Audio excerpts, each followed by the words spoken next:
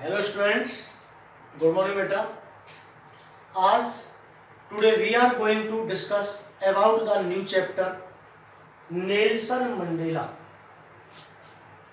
Long Walk to Freedom means ये जो chapter है नेल्सन मंडेला की एक ऑटोबायोग्राफी। ऑटोबायोग्राफी का मतलब होता है आत्मकथा, यानी कि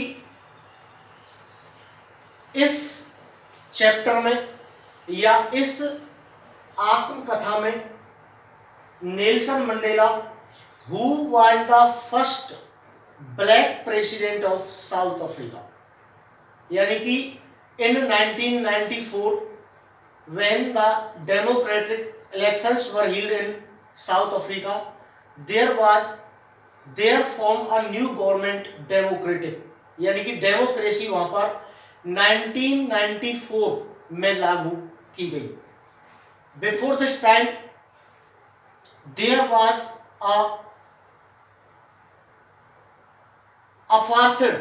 अपार्थेड का मतलब होता है रंग भेद की नीति, यानी कि काले और गोरे, श्वेत और अश्वेत लोगों के बीच में जो गैप था या जो अंतर होता था उसको कहा जाता था अपार्थेड पॉलिसी, रंग भेद की नीति। तो in this chapter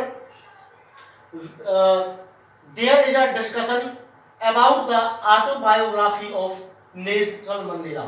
now I want to tell you that this chapter has been written by Nelson Mandela, the first black president of South Africa, because it is his autobiography. When he was taking oath, he delivered a speech from the stage, and from there he told there are delegates of 141 countries. The first time at the soil of South Africa there is celebrating a big performance, means यहाँ पर इतने सालों के बाद 141 देशों के जो बड़े बड़े नेता हैं, पदाधिकारी हैं, डेलीगेट्स हैं, वो इस शपथ ग्रहण समारोह में भाग लेने के लिए आए हैं। तो ये इतिहास में, साउथ अफ्रीका के इतिहास में पहली बार था ऐसा। ठीक है, तो ये कह रहा है कि वहां पर north America, south America and Australia, ये तीन देश ऐसे रहे थे जिन्होंने काफी समय के पश्चात स्वतंत्रता प्राप्त की है। तो ऐसे देशों के बारे में डिस्कशन करते हुए जो नेल्सन मंडेला है उनके बारे में यहाँ पर बताया जा रहा है।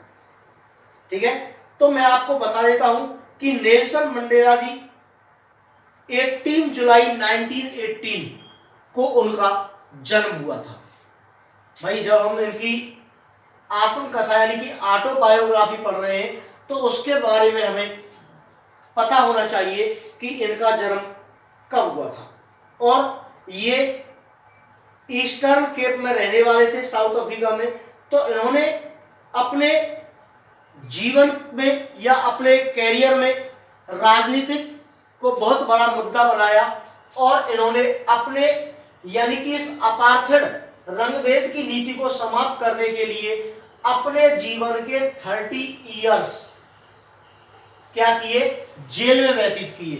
यानी कि इन्होंने अपने जीवन के 30 साल इस नीति को खत्म करने के लिए ये 30 साल अपने जेल में बिताई। तो उसके बाद जब इन्होंने 1994 में राष्ट्रपति पद की शपथ ली तो वहां पर जो फौज और पुलिस के अधिकारी लोग थे तो उनके बारे में बताते हुए भी उन्होंने एक वाक्य कहा था कि मुझे बहुत अच्छी तरीके से स्मरण है कि जो ये फौज और पुलिस के अफसर आज मेरे सामने सैल्यूट मार रहे हैं, ये इससे पहले उन्होंने मेरी कभी भी इज्जत नहीं की और ये मुझे बार बार अरेस्ट करने के लिए आते थे। तो ऐसा था भी, क्योंकि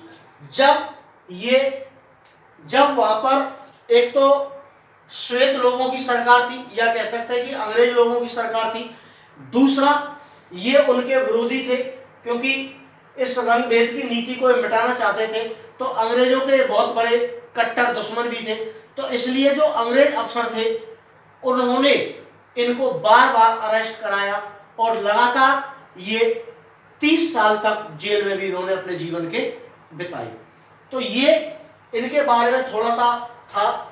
जैसा कि मैंने आपको ऑनलाइन क्लास में भी इनके बारे में काफी कुछ बताया है, ठीक है। और अभी भी ये चैप्टर जो है आपका पूरी तरीके से कंप्लीट नहीं हुआ है।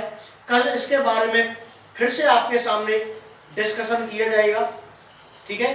तो इनकी जो बायोग्राफी है इसके बारे में आपको मैं बता दूं कि इन्होंने अपनी बायोग्राफी यानी कि लॉन्ग वॉक टू फ्रीडम, ये क्यों रखा गया है इस चैप्टर का नाम, क्योंकि उन्होंने आजादी प्राप्त करने के लिए काफी लंबा संघर्ष किया था।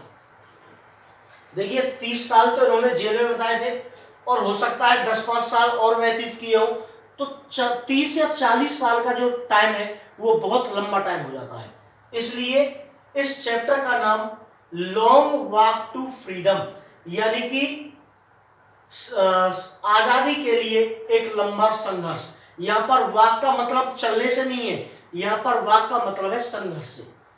उन्होंने आजादी प्राप्त करने के लिए एक बहुत लंबा संघर्ष प्राप्त किया, इसलिए इस चैप्टर का नाम रखा गया है लॉन्ग वॉक टू फ्रीडम।